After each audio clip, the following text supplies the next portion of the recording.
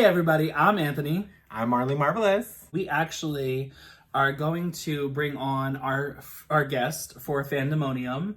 And Fandemonium, if you don't know, is a separate show that we have that's kind of like the before the album. It's the prologue.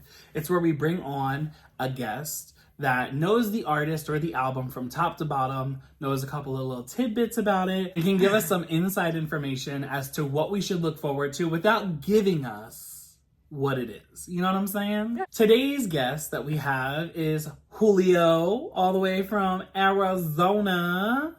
Hi, Julio. How are you?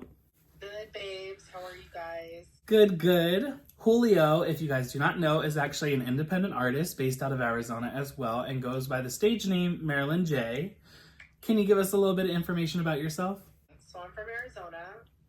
My name is Marilyn Jayy. I am a singer here. Been singing since I was 5. And you know, I love making music. Music is like my saving grace. My album just came out this year. Yes.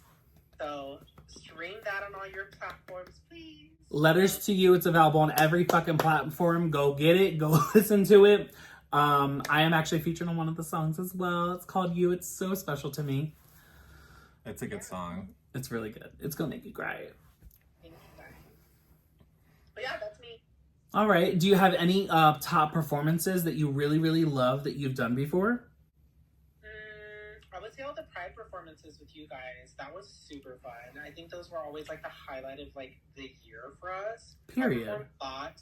So like to have a favorite performance, I just enjoy that I can perform in general. Right. I felt that. You know what I mean? But I would say the Pride performances, the dancers, the production, the setup, like that was iconic. It's on a whole new level. A whole new level. The chair throwing. Like us. Yeah. The chair throwing, like she said. As I should. You should. Iconic for my performances because I always do something iconic that's just out of the blue. Yeah. And yeah, so this last year I threw a chair. Not like aggressively, but like tossed it. It was in my way. It was in my way. Actually, I do have a question for you though. As an artist, right? Being an artist who is a songwriter, a singer, you've helped not only create melodies and the structure and the arrangement and harmonies, which you're really, really good at, but even somebody who has gone in and done music videos and like put together mood boards for the album and like everything, all the in-depth pieces of it as an independent artist should, you have gone above and beyond. How do you feel like Normani has implemented that thus far without listening to the album into this album? I think with her, life outside of everything happened for her, as you know, allegedly that's what has happened. Mm-hmm. I think for her, for anyone's debut album, especially under a major label, it's a huge deal. No matter what the rollout is or whatever, they're going to plan for it. Everything's going to be checked. And I think that the thing that kind of made me see that is the video teaser. Oh. It's everywhere. That looks so good, but also the whole The theme. first video. Yes. For the album. For this new album, she put out a teaser, Mm-hmm. but the theme is like a call center type of thing, like a call, like a hotline. So if you noticed, she said, hey, call this number, and it like previewed a song from the album.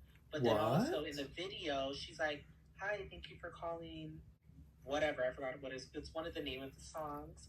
And so like the theme is like a hotline, like a sex hotline, sexy hotline, it seems. So it's super good. And I think the album's going to do that because if you guys look at the album cover, it's super sexy. Oh, so sexy. Yeah. So some would call it racy.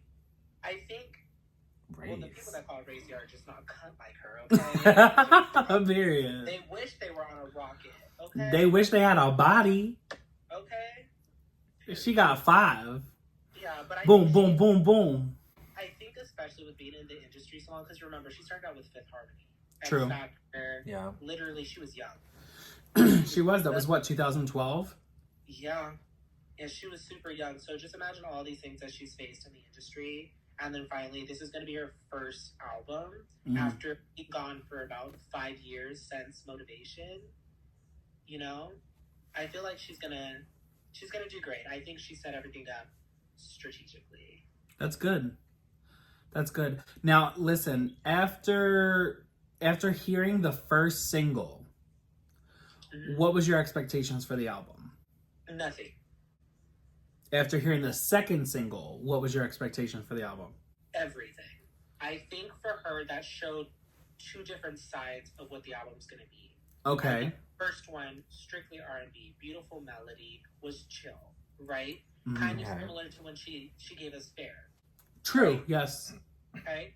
Then the other one was a more upbeat one. That's the one where the TikTok video went viral of her dancing, and that song was upbeat. Candy Paint? Yep.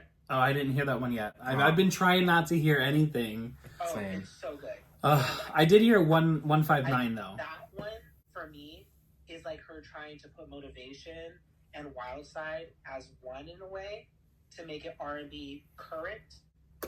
Ooh. Okay. I'm intrigued. So it's not because the new album is a pop album. Got you. So that's what it's listed as. So I think it gave us two different sides.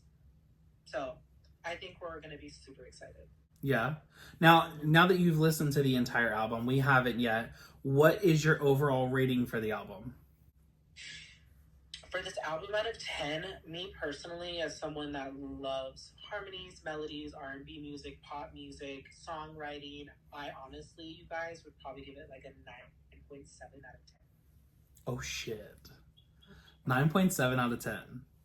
Only because when you listen to this album, I came into it not having any expectations. Okay. Because kind of think about it, Motivation, Wild Side, totally different.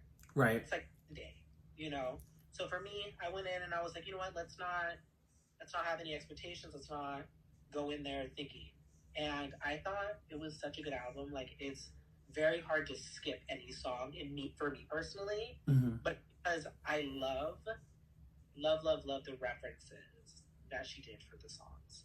Many of her idols are referenced in the styles that they do with a twist of like Normani. So we're going to have to think about that as we go through each track, who the reference is and what it could be. I mean, because we normally go through like a whole thing of like, you know, pick it apart, dissect the lyrics and stuff like that. Yeah. But now we're definitely going to have to find out who the homage was to. Yeah, and the cool thing is that someone very famous is doing background vocals for one of the songs, and you will both know her. Now, I think I already heard about this on Twitter. Is it Brandy? Yes.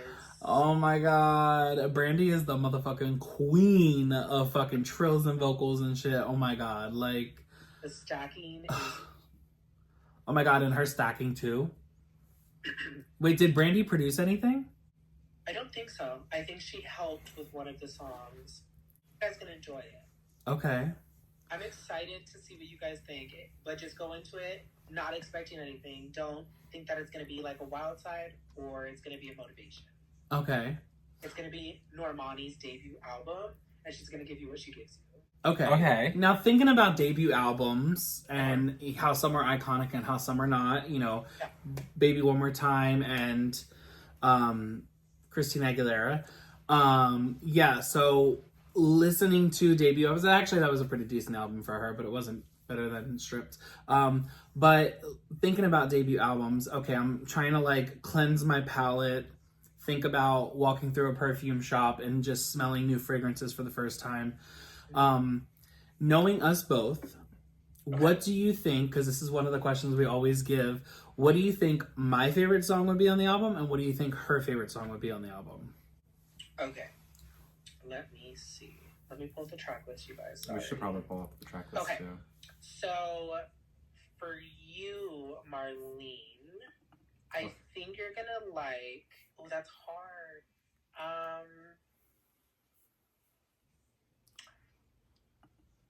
I think you may like Grip. Ooh. Grip, okay. Which is 8. Anthony, I think you will like 4, which is my personal favorite. Lights On. And it's Lights On. Okay. Because a lot of sexual music, so I think you're gonna like that song. Ooh. Oh, okay. Okay. What's the dance track on this album? There's many that could be a dance track, I think. Really? Depending on mixtures, I think for her, she wanted to do a mixture. R&B is throughout this whole album. But I Okay. can see why she said that this is a pop album. Okay. I think out of the album, there's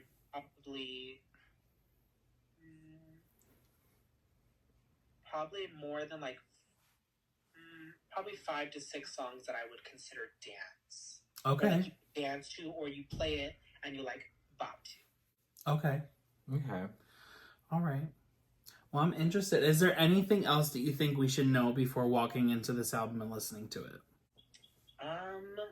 Really listen to the lyrics. I think as a lyric person, I definitely feel like if she wrote everything, which I don't know if she did or not, I think whoever wrote on this album had a purpose for this album, because I will tell you the one thing that I love, like with my album, was cohesiveness. Yeah. Throughout it.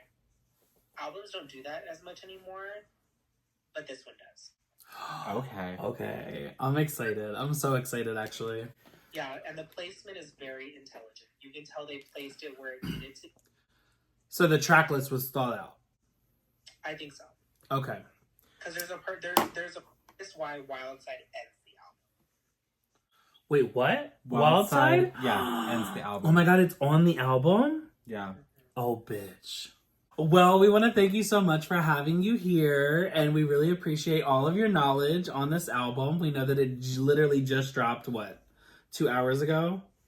Yeah. So, really appreciate you listening to the album and then coming and running right over to us and sitting down for this interview. And I know that you have work tomorrow, so we're going to let you go. All right, you guys. Well, let me know what you guys think, but good luck. We definitely will. Bye, boo. Bye.